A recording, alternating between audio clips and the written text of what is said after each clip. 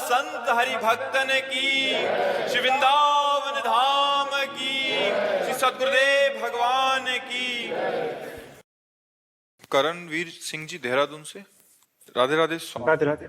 स्वामी जी, कैसे जाने कि कौन सच्चा है कौन झूठा है, किस पर विश्वास करें किस पर ना करें? नहीं, सब में भगवान है, हम तो यही बच्चा कहेंगे कि सब में भगवान है। पहले ये भावना धारण करो, फिर आदमी जब व्यवहार में झूठा निकले तो उसे छोड़ दो। पर व्यवहार में झूठा निकले, परमार्थ में सब सत्य परमात्मा ही है, दूसरा नहीं है। ये क्रूरा अपि पापिनो न च सताम संभाष्य दृश्याश्चे सर्वान वस्तुतया निरीक्ष परम स्वाराध्य बुद्धिर्मम। जो क्रूर है, पापी हैं, दुष्ट हैं, नीच है, उनमें में भी हमारे राधा वल्लभ लाल विराजमान है। पक्की बात है। बिजली तो वही है, चाहे हीटर में हो और चाहे फ्रिज में हो, चाहे कूलर में हो, चाहे पंखे में हो, चाहे हाइलोजन में हो, चाहे मशीन में हो, चाहे ट्रेन में हो। क्रियाएं अलग अलग हैं, करण के कारण क्रियाएं अलग अलग। वही बिजली ठंडा, वही बिजली गर्म, वही बिजली जीवन, वही बिजली मार दे, लेकिन बिजली तो एक ही है ना। ऐसे सब में परमात्मा रूपी बिजली तो एक ही है। हाँ, खोपड़ी के अनुसार क्रियाएं अलग अलग हो रही हैं, जैसे यंत्र के अनुसार क्रियाएं अलग हो रही हैं। हीटर में गर्मी पैदा कर रही बिजली और फ्रिज में ठंडा। तो बिजली तो वही है, बिजली न गर्म है न ठंडी है। वो तो करण के कारण, अब वो हाइलोजन पे गई तो प्रकाश देने लगी। ऐसे ही खोपड़ी राक्षसी है तो परमात्मा शक्ति उसमें राक्षसी भाव प्रकट कर दी। अब वो राक्षसी, तो हमको क्या देखना? सत्य वस्तु। सत्य वस्तु क्या है? परमात्मा। अब हम व्यवहार देखते हैं। अगर व्यक्ति का व्यवहार हमारे अनुकूल है तो मुझसे दोस्ती कर लेते हैं, अगर व्यवहार अनुकूल नहीं तो उदासीन हो जाते हैं। उदासीन का मतलब होता है ना दोस्ती न शत्रुता, न मित्रता न शत्रुता, उसे से उदासीन हो जाते हैं। ऐसे अगर हम देखेंगे तो सब में दोष है, क्योंकि दोष और गुण से बना हुआ है। जैसे सोना बिना मिलावट के आभूषण बन ही नहीं सकता, शुद्ध सोने का आभूषण नहीं बनता, उसमें राई पाई मिलावट होती है। बिना मिलावट के वो कंगन और बाला झाला नहीं बन सकता, उसमें मिलावट होगी। नहीं कहते बोले 22 है सोना, हाँ 22 नहीं, इसमें 20 है, इसमें 18 है, मतलब 18 और 24 इतना बीच में मिलावट हो गई। बोले 20 है तो 20 और 24 इतना मिलावट हो गई। 22 है, बोले बस 2% मिलावट है। बिना मिलावट के बन ही नहीं सकता। ऐसे मिलावट से सब बना हुआ है, कुछ पाप और कुछ पुण्य, उसी से शरीर की रचना है। तो जब शरीर की रचना है तो हमसे कुछ पाप होंगे कुछ पुण्य होंगे। तो हम ये देख ले, जड़ चेतन गुण दोष में विश्व कीन करतार, संत हंस गुण गाहे पे परिहरिवार विकार। जैसे दूध पानी मिला के रख दो तो हंस केवल दूध पी लेगा, पानी छोड़ देगा।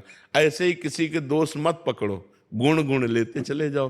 तो कोई भी ऐसा नहीं संसार में जिसमें गुण ना हो। गुण और दोष दोनों मिश्रित है। भाई किसी में 90% गुण है तो 10% दोष है, किसी में 90% दोष है और 10% गुण है। ऐसी रचना है। तो हमें क्या, 100% तो केवल भगवान या भगवान को प्राप्त महापुरुष, प्योर 100% निर्दोष जो भगवान को प्राप्त हो गए हैं, या भगवान नहीं तो मिलावट है भैया। कहीं ना कहीं दोष है और गुण है। और अगर हम ऐसे देखेंगे तो चराचर जगत में गुण दोष है, तो हम क्या करें?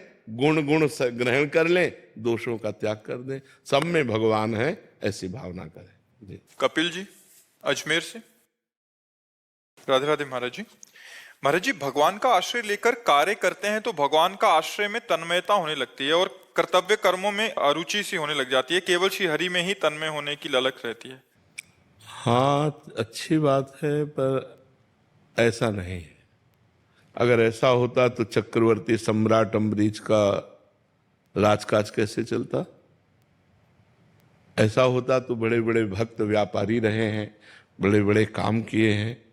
हमको ये चाहिए कि भगवान का सुमिरन, भगवान का आश्रय करते हुए कार्य को सम्यक रूप से करें, इतनी भी त्रुटि न होने पावे, तभी तो भगवान की भक्ति का प्रभाव माना जाएगा। अगर ऐसा हो कि भगवान की भक्ति सब कार्य रुकवा देती तो फिर भगवान को कैसे प्राप्त कर पाएगा और वो व्यवहार कैसे कर पाएगा? ऐसा नहीं, अभी आप में कमी हो रही है। भगवान का चिंतन करते हुए हम बहुत अच्छे हर कार्य कर सकते हैं। तो ऐसा कैसे आप निर्णय किए कि भगवान में तन्मय हो जाता और कार्य छूट जाता है? ऐसा नहीं है, ऐसी परिस्थिति। कर्म करते हैं तो फिर कर्म में तन्मयता हो जाती है, भगवान का आश्रय छूट जाता है। भगवान का आश्रय का मतलब है, जैसे आप शरीर को कभी ध्यान करते हो क्या? शरीर का कभी ध्यान नहीं करते हो? कभी भूलते हो क्या? नहीं भी। बस यही आश्रय है। हम किनके हैं? श्री हरि के हैं, हम प्रियाजू के हैं, हम प्रभु के हैं, और खूब कार्य कर रहे हैं बढ़िया मन लगा के, और उस कार्य को प्रभु को अर्पित कर देते हैं।